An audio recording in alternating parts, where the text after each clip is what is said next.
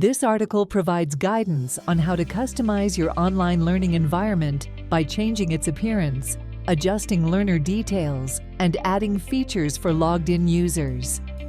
Open Catalog Settings under the Global Settings. You can choose to enable or disable what logged-in users and guest users can see.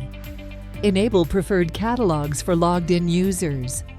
Enable preferred catalogs for guest users. Choose the catalog display style between basic and advanced. Choose to hide learner count and test attempt for learners. Choose where the Mark as Learned option can be displayed. The titles under the menu can be edited, and the respective redirecting URL links can be added to them. Type the footer copyright content.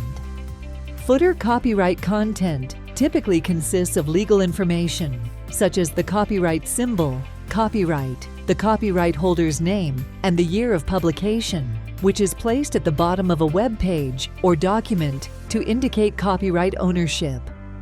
Configure the footer navigation. To add new footers, use the Add New option. Upload the logo and favicon, then click Save to apply the changes. Don't forget to click the Save icon at the end to save all your modifications. Hope you find this article useful.